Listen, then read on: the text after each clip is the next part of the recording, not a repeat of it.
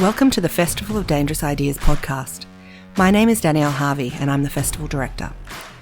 Over the coming months, we look forward to sharing with you the audio recordings from the 2022 festival. FODI started in 2009 and is the original Disruptive Ideas Festival. FODI exists to bring to light important conversations that push the boundaries of conventional thought. Australia is facing a child sexual abuse epidemic. Brought to light by the Royal Commission and stories of high-profile survivors, the numbers are shocking. But criminal justice is not enough, and the revulsion child sexual abuse inspires can paralyse more effective responses. There's a window for prevention if we're not too scared to seize it so that fewer children become victims in the first place.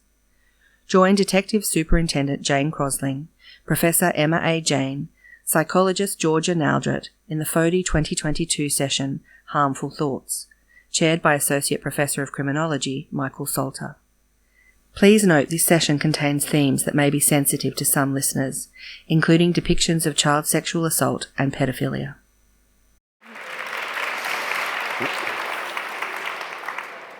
Good afternoon, folks, and thank you so much for joining us for our Festival of Dangerous Ideas panel called Harmful Thoughts. My name is Dr. Michael Salter, and I'm an Associate Professor of Criminology at the University of New South Wales.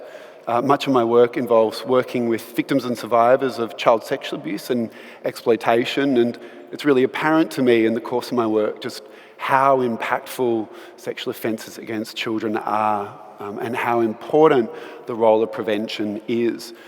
Before we begin today, I'd just like to acknowledge the country in which we meet. We acknowledge the Gadigal people, who are the custodians of the country here today.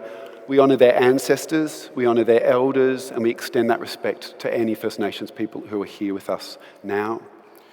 I'd also like to acknowledge the survivors in the room, up to 12% of Australian men, and up to 28% of Australian women have experienced child sexual abuse.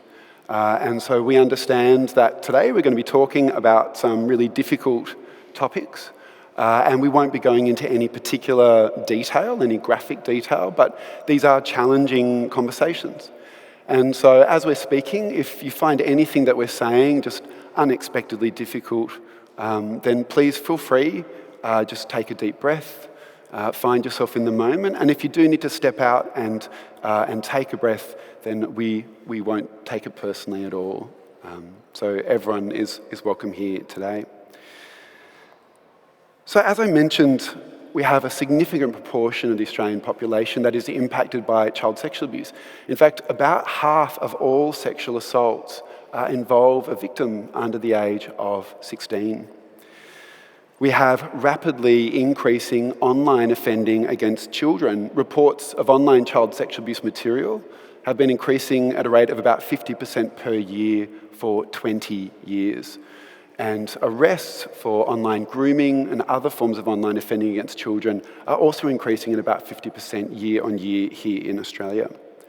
So there is broad agreement, certainly in the law enforcement community, when I'm having those conversations, there's broad agreement that we cannot arrest our way out of this problem. But our primary response to child sexual abuse as a country until now has been at the tertiary end, focusing in particular on offenders once they've already offended or supporting victims in healing and recovery. Countries overseas, such as the United Kingdom and Germany, have set up services that target people, particularly men, who are struggling with sexual feelings towards children and encouraging them to come forward. Here in Australia, over the last 10 years, we've had significant investment in services, particularly for children who are engaged in sexually harmful behaviour, but until very recently, we haven't extended that sort of service to adults. So following extensive consultation, and that includes research with victims and survivors of child sexual abuse, the social change organisation, Jesuit Social Services, launched a service this month that takes phone calls from people who are worried about their sexual feelings and their behaviours towards children. Under the new national strategy to prevent and respond to child sexual abuse, the Commonwealth Government has committed to funding a service for the next 5 years that, again, targets that group that is worried about their sexual feelings towards children. So we have an absolutely fantastic panel here with us today to discuss these developments and to ask, what should we do with people who have harmful thoughts about children? So it's my pleasure to welcome our panellists. We have, to my right, we have Detective Superintendent Jayne Crossling. Jayne has been a member of the Australian Federal Police for 32 years. Over that time, she's worked across a number of crime types in Sydney, Canberra, Melbourne, and now Brisbane. For the past 5 years, she's been responsible for the oversight of teams investigating human trafficking, online child sexual exploitation, and cybercrime. She also leads teams responsible for online child sexual exploitation prevention and education. She's the national lead for the human trafficking and online child sexual exploitation crime types for the AFP. Next to her is Georgia Naldrett. Georgia is the Stop It Now Australia Manager. So Stop It Now is a program which aims to prevent child sexual abuse by offering anonymous support and advice to individuals concerned about their sexual thoughts or behaviours towards children, as well as the affected family members and professionals. So Georgia's based at Jesuit Social Services. But prior to working at JSS, she was based at Stop It Now in the UK, where she assisted in the implementation and delivery of prevention services. And next to Georgia, last but certainly never least, is Emma Jane, an associate professor at UNSW Sydney, where she researches the social and ethical impacts of emerging technology. Her 11th book is a memoir called Diagnosis Normal, which was published by Penguin Random House this year in March. It explores the complex combination of child sexual abuse, mental illness, and a late autism diagnosis that led her to being the person she is today, as well as exploring the impact that each has on so many others in society. So thank you, all three of us, for joining us.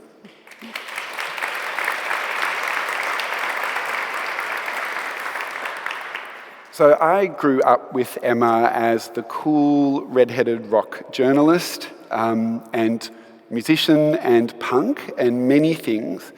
Totally changed now. Yeah. Like, just so conservative. And Emma is now an academic with us at UNSW. And your new book, Emma, talks about, I suppose, the backstage story to the story that I was aware of when I was growing up. And that includes talking about the impacts on you of child sexual abuse.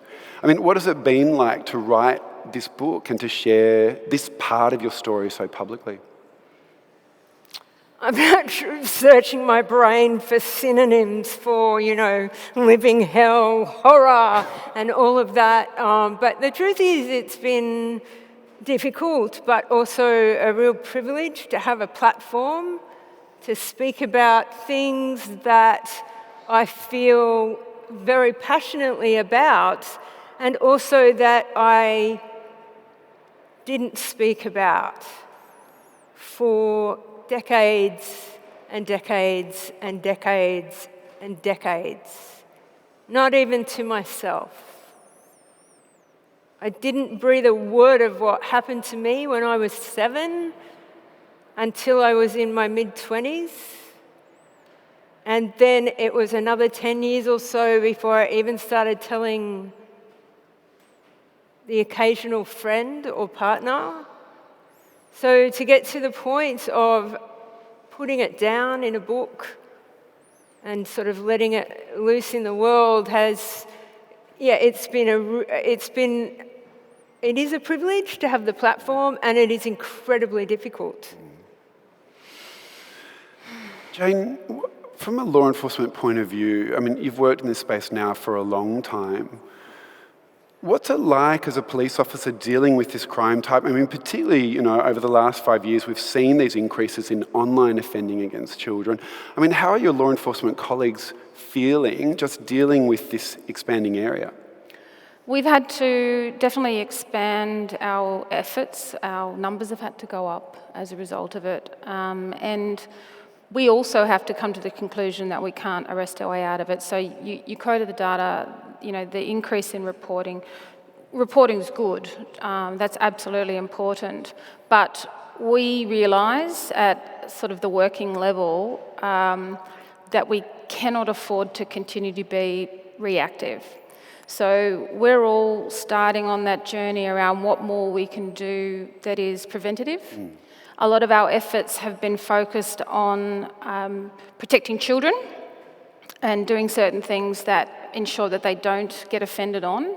But that does unfortunately put a lot of the onus on the children. We also do a lot around teachers, parents and carers, but again, that's a huge responsibility.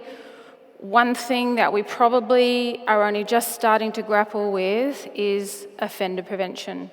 And we are so very interested to see what happens with this particular pilot, and it's so great to meet Georgia today for the first time, because we realise that if we're not tackling the entire ecosystem, then we're just going to have to keep throwing more effort, more money, more investigators at this particular problem, knowing that perhaps, given the fact that we know that this is incredibly underreported, there's still probably so many more victims out there. Thanks, Jane. Georgia, Stop It Now has been running in the UK for a couple of decades. And I mean, it's somewhat a well-known initiative in the UK, but it's very, very new here in Australia. Can you tell us some more about how does the service work and what are you hoping to accomplish? Yeah, absolutely. Well, you mentioned it's been running in the UK for a couple of decades. It was first introduced in the US 30 years ago. So we're talking about a model that's existed for some time now and introduced in a variety of countries across the world. It first came into action by a victim survivor called Fran Henry, who acknowledged everything that we're talking about here today on stage, that child sexual abuse prevention focuses on victims keeping themselves safe or protective adults around them to keep them safe. And that is a lot of responsibility on children and protective adults. Stop It Now aims to shift that focus, to focus more on the people who are showing concerning thoughts, to give them the responsibility to access help and to protect children. The service is targeted at anyone concerned about their own sexual thoughts or behaviours towards children, as well as those protective adults around the children or the potential perpetrator. Now, the service is fundamentally an anonymous and free helpline for anyone to call, live chat, or email if they're concerned about their sexual thoughts. There are also a variety of online resources that people can access if at that moment in time they're not feeling ready to pick up the phone. We recognise that there's a big area of offender prevention that we're not in at the moment in Australia, and so this service aims to fill that gap and try to work directly with potential perpetrators to protect children from harm. Georgia, can I ask, so at the moment, if, say, a teenage boy or a young man realised that he has sexual feelings towards children, outside of your service, I mean, what are his options? I mean, is there anywhere for him to go? At the moment, in Australia, there isn't that many options. And Stop It Now is aiming to fill kind of a key gap. One thing I'd like to highlight with that is it is primarily around adults. And so even for younger boys, that leaves an even stronger gap. There is work that has been developed, as Michael's touched on, for young people who have concerning thoughts. The issue that young people sometimes have with reaching out to these services is the fear of the criminal consequences, the fear of the shame, the fact that the services aren't anonymous, and sometimes even require criminal involvement before practitioners can work with young people. We're literally requesting for children to be harmed before we can intervene, and that makes it such a challenging area when we're talking about prevention. And so Stop It Now is trying to go more upstream to work with young people, to work with adults, who have harmful thoughts before behaviours even occurred. As for the young person's work, just briefly want to touch on some work that Jesuit Social Services is doing in partnership with the University of Melbourne, which acknowledges that there isn't loads of places for young people to go. So we're developing a program called WhatsApp, which is Worried About Sex and Pornography program, which is designed for young people to be able to access support and resources to help with managing concerning thoughts, as well as education around pornography use. This service is in its very early stages. As with any service, funding is a key element of that, and so we're at the moment building it from the bottom up. And that involves working with young people. So at the moment, we're working very closely with young people who have engaged in harmful behaviour and others who have not, to understand what service they want to see. And to be honest, they want to see it online. And I'm sure this doesn't surprise everyone, but they want to learn about sex and pornography, but they don't want to call up and ask someone for help. I don't know if anyone has teenagers here in the room, but trying to get them to use a phone is near impossible. And so they're telling us they want a live chat function, they want the online self-help, they want to be able to access this, but we need to build this, and we need to build it with children in mind. As adults, we spent a lot of time telling children and young people what they need to know. Let's build it with them so they can access the support and resources that they need. Thanks, Georgia. I mean, Emma, what do you think about the prospect of a service like this to reach out to people who, you know, they haven't been detected, there hasn't been law enforcement involvement, there hasn't been child protection involvement, they're putting their hand up and they're saying, oh, I think I've got a problem when it comes to my feelings towards kids. I mean, what do you think about a service like that? I have two kind of diametrically opposed positions. And the first one is that my personal experience with a pedophile and what I've noticed elsewhere is that there's an incredible sense of denial in some of these sex offenders that what they're doing is wrong or harmful, or that the thoughts are harmful. And in fact, the person that abused me somehow thought, really not just thought, was convinced that he was the victim. You know, like it was it's a very, for those of you who've been through, you know, similar things, like, excuse the language, but it's a real head fuck. And so my first concern is that I don't know whether the average pedophile or child sex abuser is, you know, too crash hot at going, whoa, harmful thoughts, time to ring the helpline. So that's one concern. But the one that, the sort of diametrically proposed thought that I also have is that we do need to help.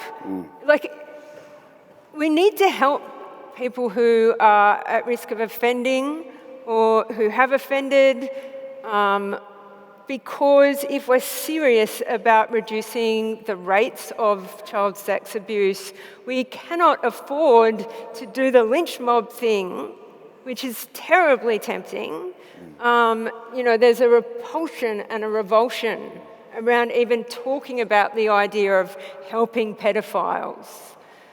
And yet, if we're serious, if we are really serious about reducing the ridiculously high rates and the increasingly high rates of child sex abuse in Australia and elsewhere, then we need to do more and we need to do things differently. And I do think that this is a key part of the puzzle that is missing.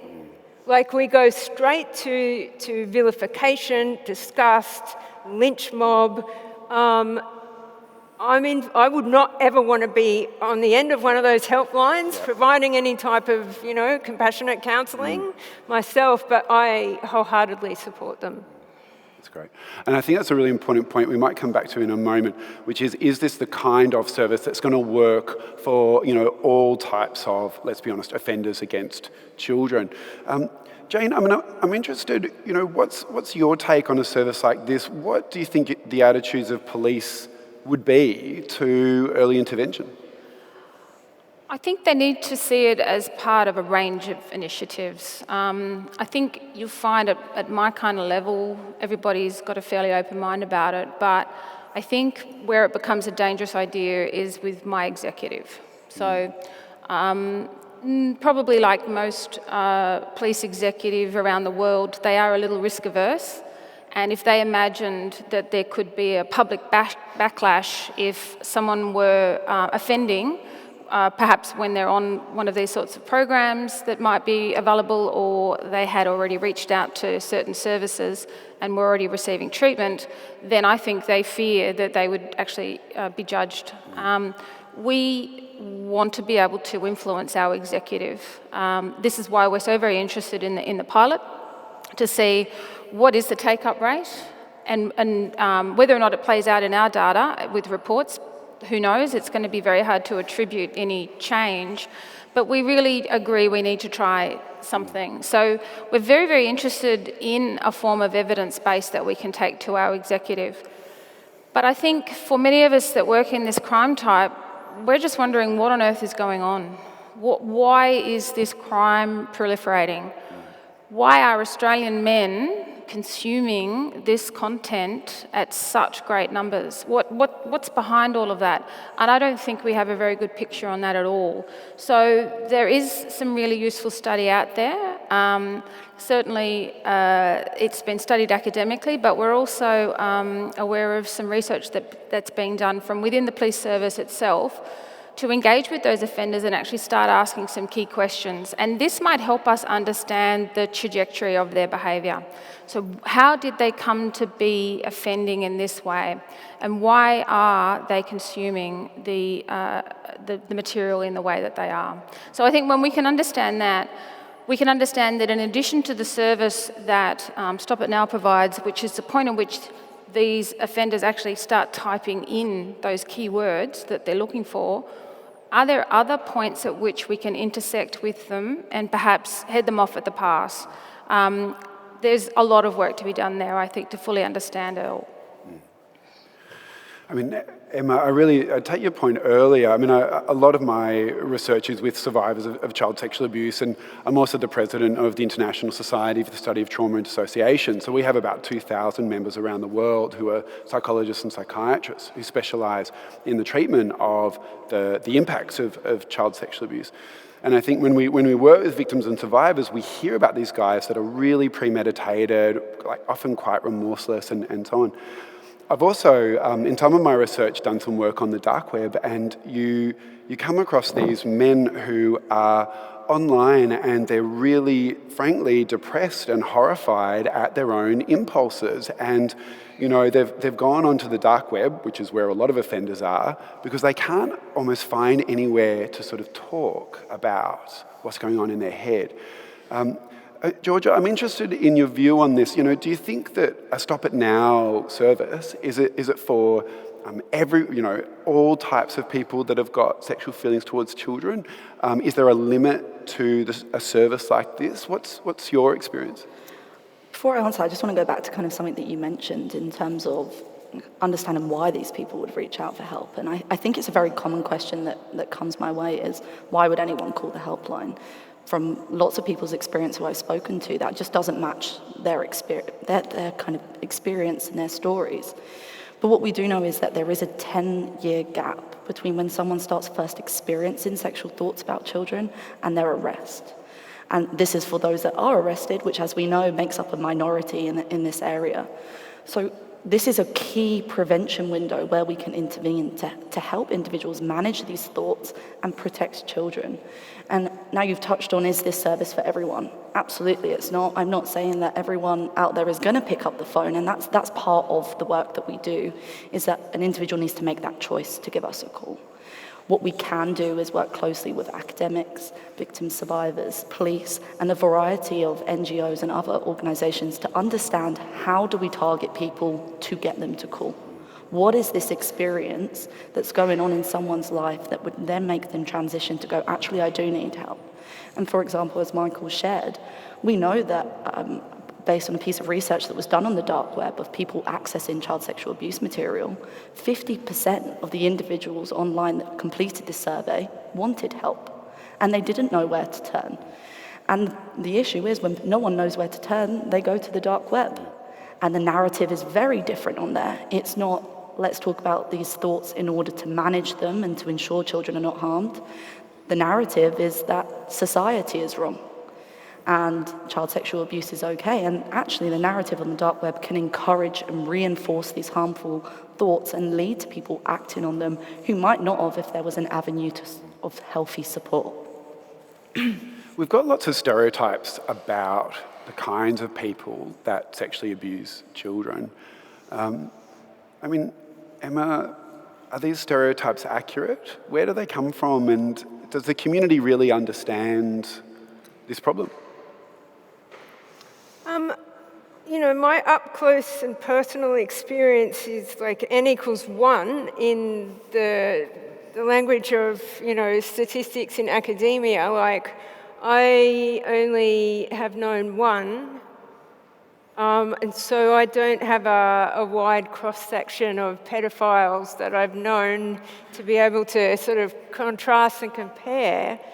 I can't imagine my perpetrator ever picking up a phone and, seeing if he was able to get some help. I look at Grace Tame's abuser, who, having served time in prison, found guilty, now appears to be really threatening and abusing her via social media.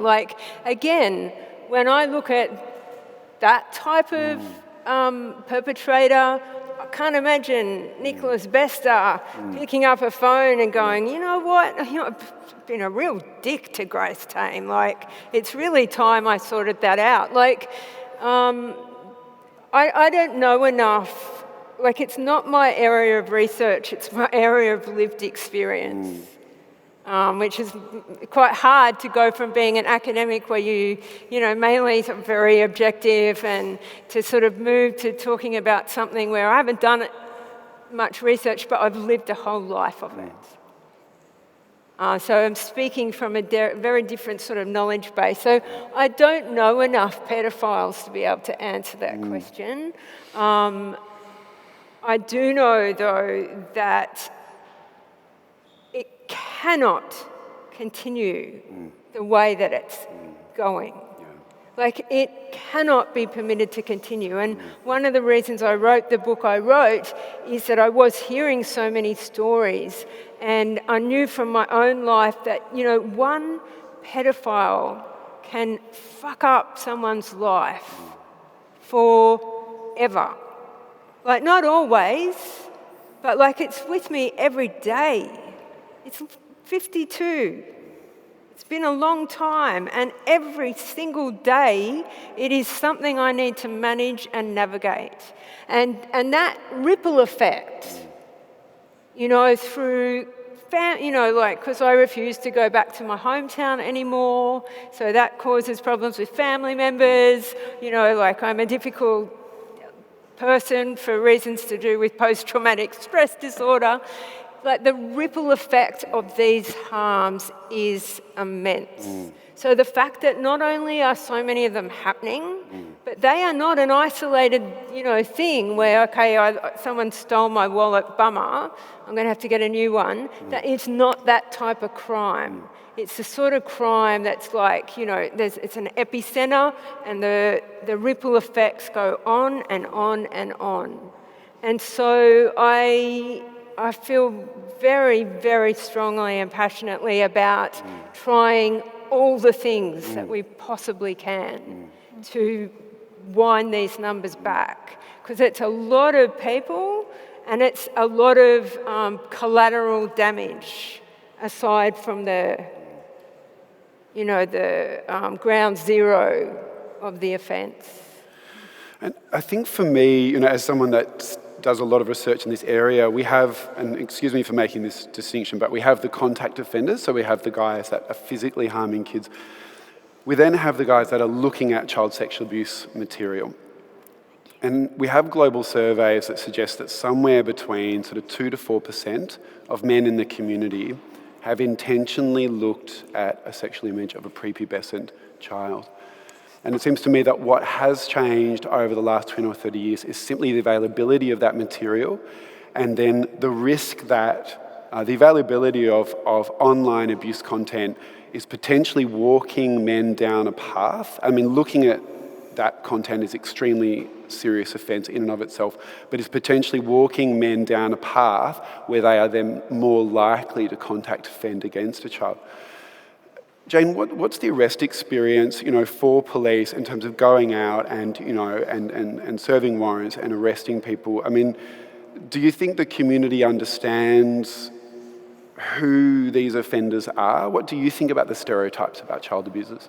Oh, I think if you spoke to a person on the street, they probably imagine it's an adult that's somewhat immature, perhaps the whole notion of lives in mum's basement sort of thing. But as we know from research that the Australian Institute of Criminology has done, unfortunately, it's incredibly broad. So we know it's predominantly men. There are a handful of women who are actively involved or are highly manipulated in these situations, but it is predominantly men.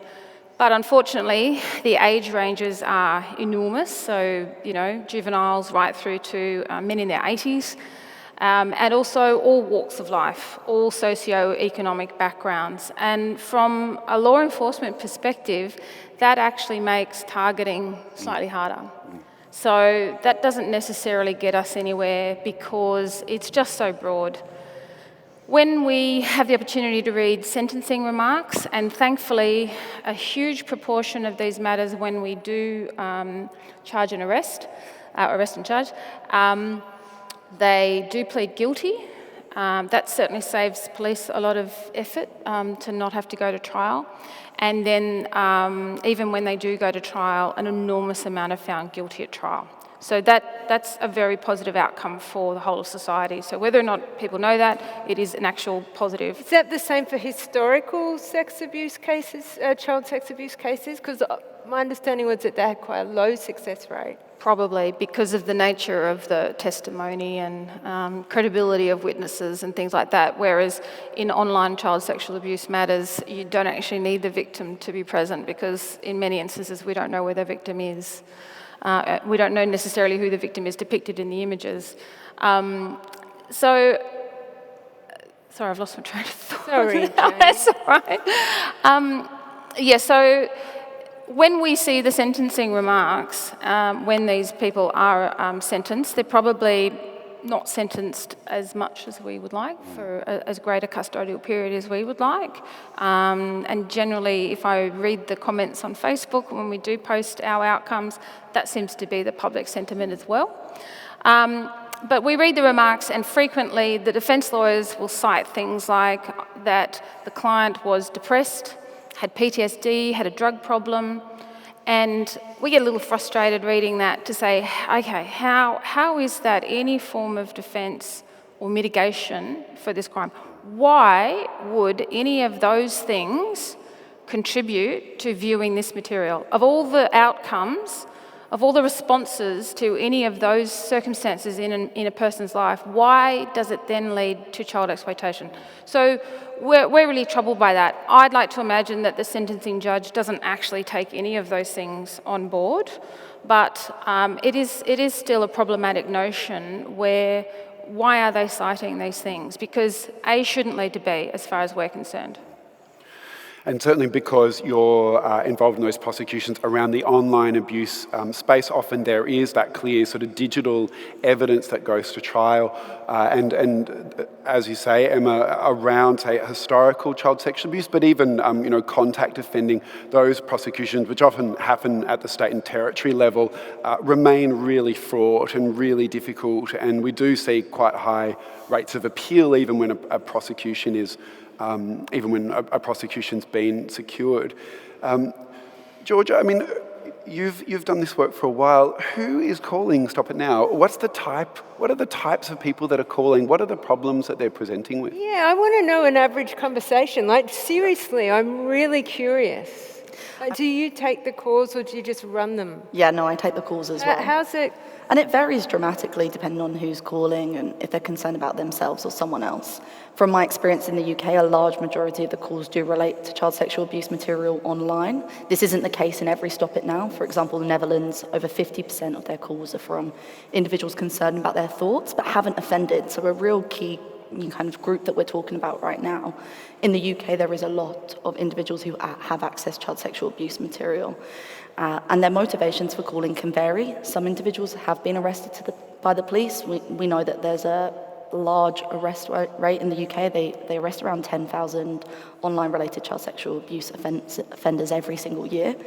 And there's a really good 20-year relationship between the police and Stop It Now where brochures are distributed. And so these individuals do call. But also people that have been accessing the content or came across it by accident who are calling out because they want to stop this behaviour. The behaviour is impacting their life. They recognise, to some extent, the harm of the behaviour, and that's not always the case. As you were sharing, that's not always the case when someone first calls. But that is part of what the service does. We're there to help inform them about the impacts of this behaviour and how they can manage it. The average person that chooses to call us is very motivated to make a change. And in the UK, we received last year 14,000 calls, chats, and emails from over 7,000 people. We also, on top of that, missed 15,000 calls. So we're still only hitting the tip of the iceberg. And this just shows the amount of people that are choosing to pick up the phone and attempt to get some help to manage this behaviour, and a real area that we can work in if we want to prevent child sexual abuse properly. We need to be talking about every avenue. As you said, Emma, it's not about, let's explore this option. Let's try everything. And this is an area that has evidence to show that it can change people's awareness of the impact of the behaviour and how to manage it.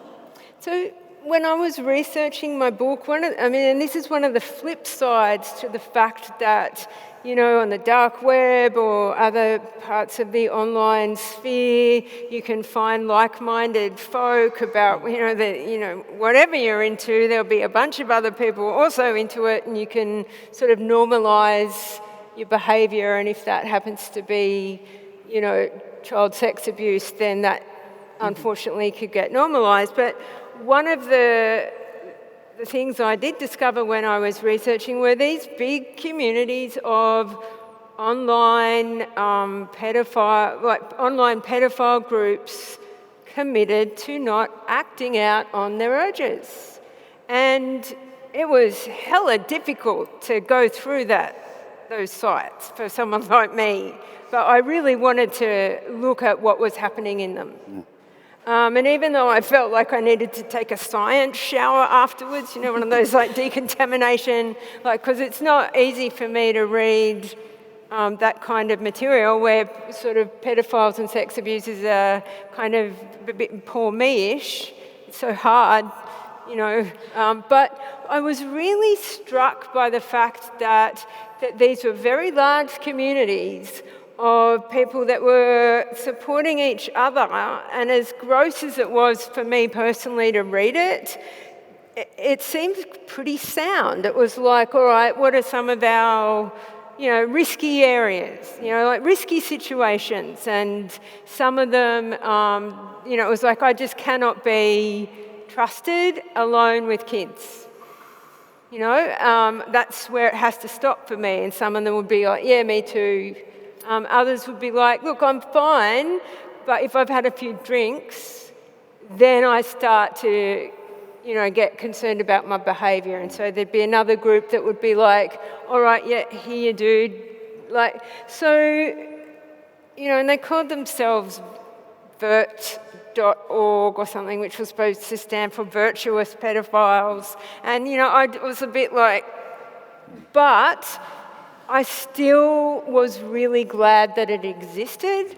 I was glad to see that there was some type of grassroots movement of people that were seeming to try to do things differently and identifying the fact, at least, that the thoughts were harmful, that the actions were even much more harmful than that, and trying to support each other to stick to the straight and narrow. It reminded me a lot of some of the AA-type communities, and I thought it could really, some of those communities could perhaps benefit from some expert input, because there was a raging debate in one of them about whether looking at so child pornography was like a way to, be a safe outlet for those urges, or was like, no, this is a gateway thing. So in those types of situations, I really would have liked an expert to step in and go, maybe not that idea. Let's stick to these other lines in the sand. But, so I can't remember why I told that story, but it just poured out. No, it's great, and that's exactly right. We've had sort of 20 years, 25 years of, let's call them what they are, pedophiles online creating their own movements, sometimes pro-offending, sometimes anti-offending. And as you say, some of those communities are quite large, and they're self-organising because they don't have anywhere else to go. But again, one of the challenges for us is how, and I think this is always a challenge in prevention, is that we're looking to engage with the community who might have attitudes that we don't agree with, but we need to bring them in so we can do that prevention work.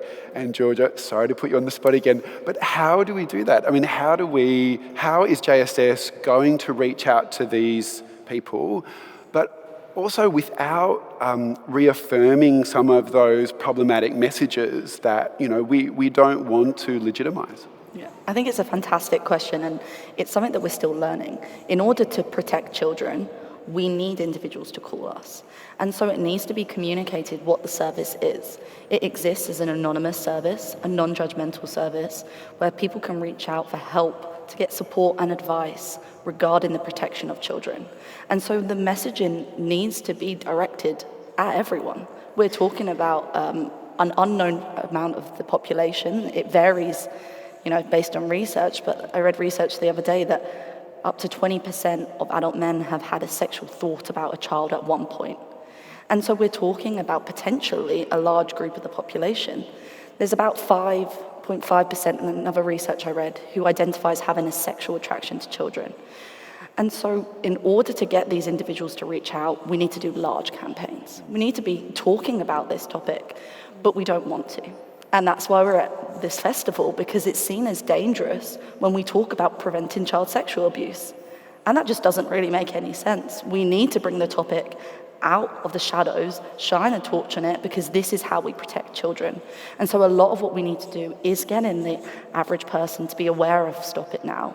We also need them to know that the service does not exist as a punitive option. It is not a replacement for any law enforcement, and we work very closely with law enforcement to make sure our services can connect.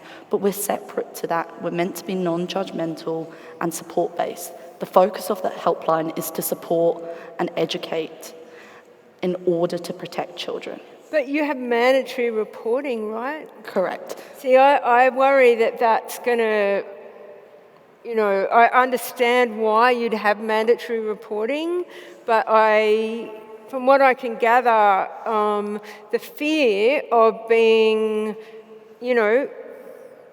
arrested or, thrown in prison is stopping people with these thoughts and urges or the histories of action from even seeing psychiatrists. Like making any movement towards how can I do something about this. And so, again, it's not that I'm just very torn. That might just be a subgroup, though, because when you talk about your numbers, there's still a lot of other people out there. So maybe we're not going to reach them, something else needs to reach them. For the fact that you're already overwhelmed with your numbers and you're missing calls, it does at least demonstrate that some people want to reach out. Yeah. So the UK doesn't have mandatory reporting. And so that's one of the different kind of learnings that we have in Australia is some of the Stop It Now counterparts, such as the UK and Netherlands, don't have mandatory reporting obligations, whereas in Australia we do. And so it is an area that needs to be manoeuvred, and Stop It Now does follow all mandatory What reporting. sort of percentage of people get reported who ring the hotline? In Australia? Or anywhere? Well, obviously I can only talk very closely about the UK. The mandatory reporting legislation doesn't exist, but Stop It Now has its own policy because we are here to protect children. And so in the UK, we would report to the police any information that someone disclosed about child sexual abuse if it was paired with information that would directly lead to the protection of a child. So we are anonymous, which means we're not obtaining any information from the people that call us. If someone chose to disclose an address during that call and a child that had been harmed, Stop It Now UK would be reporting that. Yeah. And that's made very clear to every single caller. But it does make up a minority of the calls. Yeah. Because as you've touched on, people have a fear of the criminal consequences. It's a big barrier for people reaching out for help. And so people are cautious about what they share when they're reaching out for help. And just for the audience, under mandatory reporting legislation, every adult in Australia who becomes aware that a child is at immediate risk of child sexual abuse or other forms of child maltreatment has a legal obligation to make that report to statutory authority so that they can intervene to protect the child. Everyone? Every adult, yes. Every adult? It depends what state you're in, as someone that's dived into the legislation. But in the audience, if you come across information about a child, please report it to statutory I mean, authority. when you look at the numbers, that's a lot of people that perhaps aren't reporting, aren't doing that, fulfilling their side of the bargain.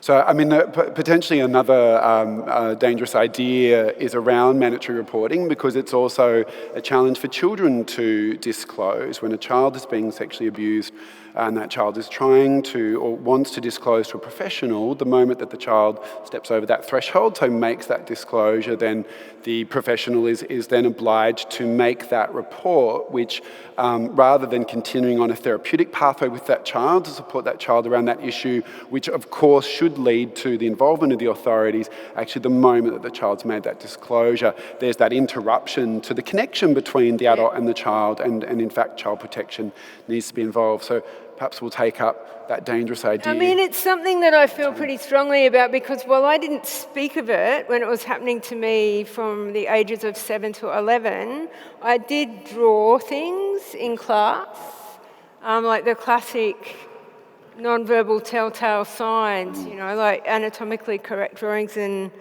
I threw them in the bin, and the teacher found them and held them up and said, "Which disgusting child drew these drawings?" And I was petrified, and we had 3 days of handwriting analysis so that they eventually identified it was me, and I was hauled over the coals. Like, you disgusting, dirty, imagine if we told your parents about this one. I mean, it was a long, hundreds of years ago, back when dinosaurs roamed the earth, that happened, and I would like to think that happens anymore. But I do wonder, as much as I fear lynch mobs, I also, in my experience, there was a lot of people that saw plenty of really clear signs that things were not right, and did nothing. And I think that's another important part of the prevention conversation, which is the attitude of the Australian community to children. And over the last 5 to 10 years, we've had a really productive conversation, for example, around the prevention of violence against women, and thinking about Australia's attitude to women and Australia's attitude to gender equality. I don't think we've taken that step to also talk about the way in which the Australian community, and often the Australian government, when we have a traumatised child, when we have an abused child, and that child is displaying that trauma in many different ways, the response of authorities in the community is often very punitive to that child. And the Royal Commission into Institutional Responses to, I can't remember the title. It's such Child a sexual abuse, you got nearly the whole sentence. I won't use the abbreviation CSA, like when I was researching, and it was like, they kept talking about CSAM and CSA, CSA, like CSAM, child sexual abuse and child sexual abuse material. That's right. Like, it's very weird when you've lived it to be reading these sort of kind of dry acronyms. And then I've completely forgotten what I was going to say. What was I going to say? I was with you for a while. I know. I've got a bit of a cold, and I mentioned to Mike that I may have sudden brain fog and completely lose track. So yes, it's floated away. I want to touch on something, Jayne, that you mentioned earlier, which is that you feel as though you're not seeing the sorts of sentences, particularly around the online offending, around men that are looking at child sexual abuse material. This year, I've been doing interview research with survivors of child sexual abuse material where the abuse was sometimes 15 or 20 years ago. And, survivors where in the last 12 months there's been 10,000, 13,000 criminal prosecutions for men that have their content. And it's probably been the hardest work that I've done, because the impact on them of those men looking at their material, it's life-changing. And these are women in their 20s and 30s, and they've got their kids, and they just want to move on with their life, and they feel like they can't because these images and videos are just circulating and circulating. I mean, what isn't... Do you feel as though, like, judges, magistrates, juries, they just don't understand the impact of just looking at child sexual abuse material? I think some of the sentencing remarks are starting to shift, but the sentence themselves doesn't seem to get any longer. So they may say things like, every time an image is viewed, the victim depicted is re-victimised. You do see commentary like that, and that every time you view this material, you're creating an ongoing market for and an ongoing demand for that material to be produced. So certainly the remarks say the sorts of things that we would want them to say, but then, they're getting good behaviour bonds. And we certainly have genuine concerns around recidivism in this crime type, and that is definitely a concern when we talk about offender prevention, the fact that we do see fairly high recidivism in this crime type. So I think we've got a way to go. Every now and again we get a sentence that we think is appropriate, but it usually has to involve contact offending or much higher order, not just consumption. So consumption is definitely seen by a lot of sentencing judges as being fairly low-level offending. So we're just going to wrap up now, and the truth is that there's no person, I think, in Australia who's not impacted by child sexual abuse. If we're not a survivor, we have family, we have friends. Even if we don't know that we know a survivor, we know many, many survivors. And so, Jayne, thinking about the people in the room that have been impacted by child abuse, I mean, what do you think should be their message or their key takeaway from what we've talked about this afternoon? I hope that everybody who has ever been impacted by this particular crime knows that there is so much energy and effort that goes into this that isn't probably widely understood. Every now and again, I get overwhelmed at the size and shape of the problem, but I have to remind myself that every single time we actually remove a victim from a harmful situation, and that may even happen overseas where a lot of our effort actually plays out, every time we do that, that's so tangible on that young person's life, and they then have an opportunity to have support wrapped around them and hopefully heal from that experience. So this is what we remind ourselves about every single day in order to stay focused on the crime type. And if we could get messaging out there to everybody about prevention messaging, the need to report, how preventative early reporting can be, then you all can have a ripple effect amongst communities, because we need to absolutely get those messages out very rapidly. Thanks, Jayne. Georgia, what about yourself? What would you like the audience to take away from this afternoon? I'd like to say that Stop It Now stands in solidarity with victim survivors, and the existence of the service is to prevent child sexual abuse from occurring in the first place. There is a lot of work that goes in from law enforcement, as well as NGOs, academics, individuals with lived experience who have helped shape this service to what it is today. And the coalition between all these different kind of individuals and organisations can make a real big difference in terms of our movement towards prevention. We're very much in the early stages, and we are just one piece of the puzzle. But I just want to kind of echo what Jayne said, that it's the communication that we put out there. So what each of you does after today, it's our knowledge of what child sexual abuse prevention is, and there being an avenue for people to access help in order to protect children. There's a lot of work going into what's next, and this type of conversation is amazing. We need to be having more of these. We need to take child sexual abuse out of the shadows, because that's where it's allowed to continue to happen and perpetuate. We need to bring it under the spotlight, talk about it, learn what the risks are, learn what the signs are, and learn how to access help. And that can make a real big difference in protecting children moving forwards. Got the last word, Emma. Oh God, I've been dreading this because we knew that this would be the last question, and what is the takeaway message? And, the pressure is on to say something really positive. Like, everything's going to be okay, you can get on with your life, and there's all these great efforts, and the problem's going away, whereas in fact, I don't believe any of that. Like, I find it ongoingly difficult. The problem doesn't seem to be going away. But the one thing that I would like to say, if you are like me, lived through one of these experiences, is that for me, what has really made a difference is learning to advocate for myself. Because if we were abused as kids, then there was a failure in a duty of care, whether it was by our abuser or the people that should have been looking after us or noticing. And so learning to advocate for yourself, and that does not need to mean standing on a stage at the Festival of Dangerous Ideas and spilling your guts to the world. It doesn't even mean telling anyone, but advocating for yourself privately.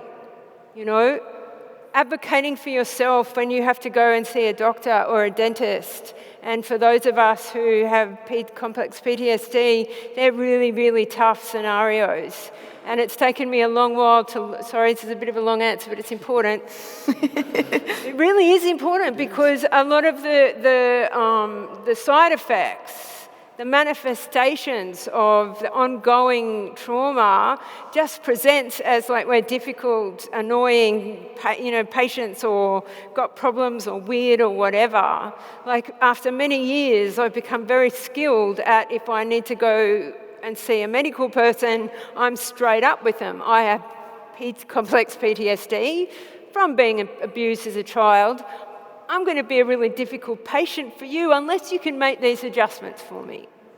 And so my takeaway message is to learn to advocate for yourselves in the way that means that will make a difference for you, not necessarily reporting or talking, but whatever it is, to try and develop that, whatever that muscle is, that allows you to advocate for yourself in, a space where you do not have someone doing that for you, is my takeaway message.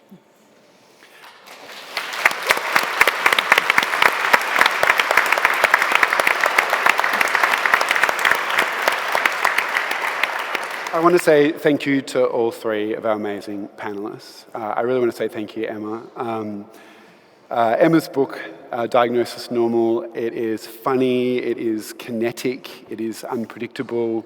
You should all go out and buy it immediately after this session. But I really appreciate what you've shared with us, Emma and Georgia and Jane. It's really been an absolute pleasure and a privilege to hear about all of your work this afternoon. I want to thank the audience as well for coming with us on a journey that I know is not easy. Please, if what we've talked about this afternoon has raised any issues for you, I really encourage you to reach out. You can call 1-800-RESPECT. We have a fantastic national service with trained counsellors who are more than ready to talk about anything that may have come up from you this afternoon. So please enjoy the rest of your weekend, and thank you again for joining us. And thank you to Mike Salter. Mike. He's not just my colleague, I have so much respect for Mike's research and advocacy work in this area, and I felt in very safe hands with this difficult talk today, so yay, Mike. Thanks, Michael.